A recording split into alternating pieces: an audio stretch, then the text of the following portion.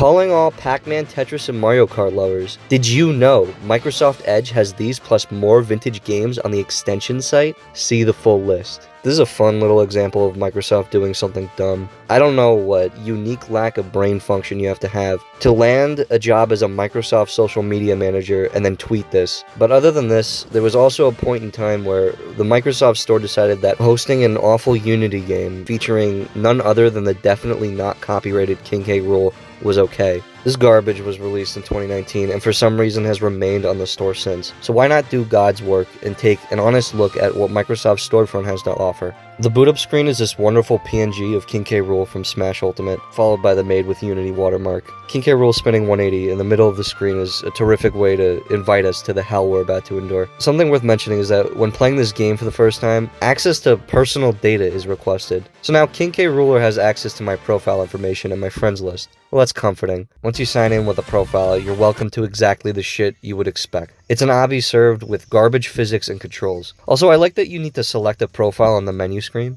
as if multiple users on your console are going to be playing this shit. So the walk cycle is this roll. The collision, from what I can tell, is just a sphere. K. Rool's limbs just clip through the ground. Besides moving, the only other control you get is this pathetic jump. It's awful. Good luck platforming when you're essentially a jumping ball on ice. This is god-awful. So what's the point of this? You gotta collect all 5 of these Remy coins. All the coins are on this linear course, but it's not that hard to miss them. I have no clue what the hitbox for them is, but it's shit. Like, what the fuck? The background music is a remix of Jungle Japes, and it resets every time you die. So every single death, which you're gonna have a lot of, the song just resets.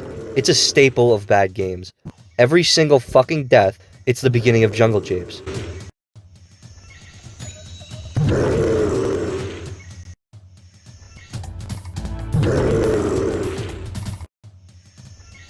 So, having made all the attempts I have so far, I think I'm qualified to say that this game is fucking difficult. Not in a good way though, in a shit way. It's difficult because of the awful controls. Managing to jump in a way that helps you is like an art, but by far the worst enemy is the physics. The physics can eat shit. Fuck the physics, they don't make any fucking sense. You could be still on a platform, and then the platform just moves along without you, and you fall to your death.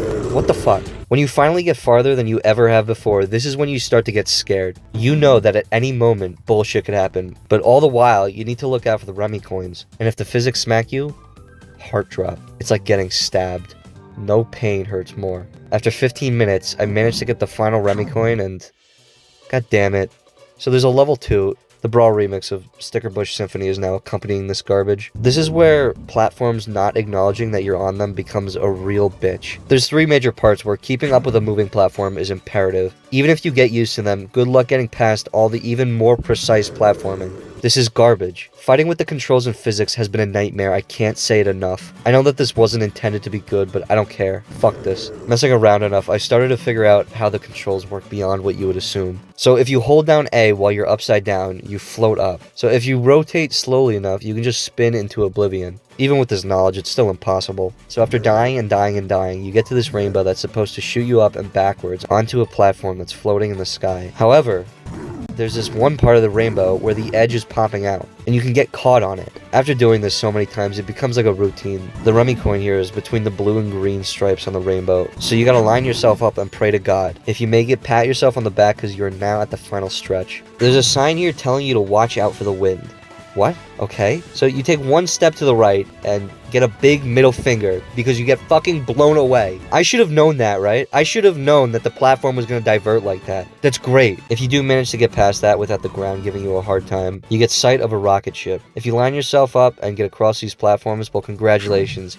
You get to play even more. So here we are in space with space gravity. You would think this might help the maneuvering a bit, but it does the opposite because you have no control of your momentum in the air. You want to be in the air for as little time as possible, but of course, in this level, you're in the air about half the time you're playing. You get these rockets that shoot you up, and while you don't need them to get past the level if you know the upside down float thing, they do help a bit. This level doesn't really look that long, but it's filled with more horseshit than any other level. It's here that not having control of yourself in the air really becomes a problem, because when you're desperate to just not start over, you'll do anything to get on a platform. Then about halfway through the level, there's this series of giant rocks that fly out of nowhere just to screw you over. It's bullshit. Get past all that, and now it's the same thing, but a huge spacecraft. What amazing level design. Once you're at the end, and you're emotionally in shambles, freaking and shaking, knowing that one slip sends you back to the bottom of hell, you get that Remy coin, and level 4. This is it. The last level is Donkey Kong, and here you're given 50 boosts that give you this big jump to get over the barrels. I don't know the point of the boost counter. When it drops to 0, it just goes into the negatives, and you can still boost. Another issue with this level is that sometimes when you go up these ladders, you just clip into the floor and get stuck, and you have to manually respawn. Other than that, it's the same old bullshit.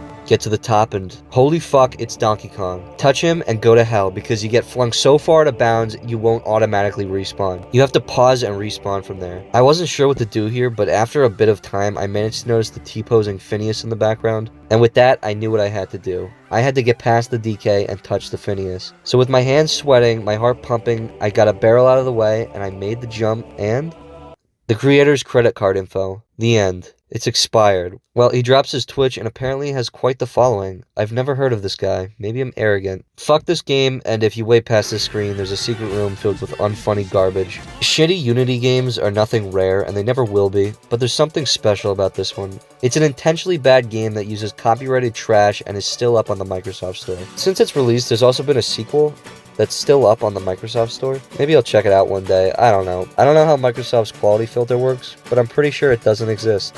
I've hated this, and thank you for watching.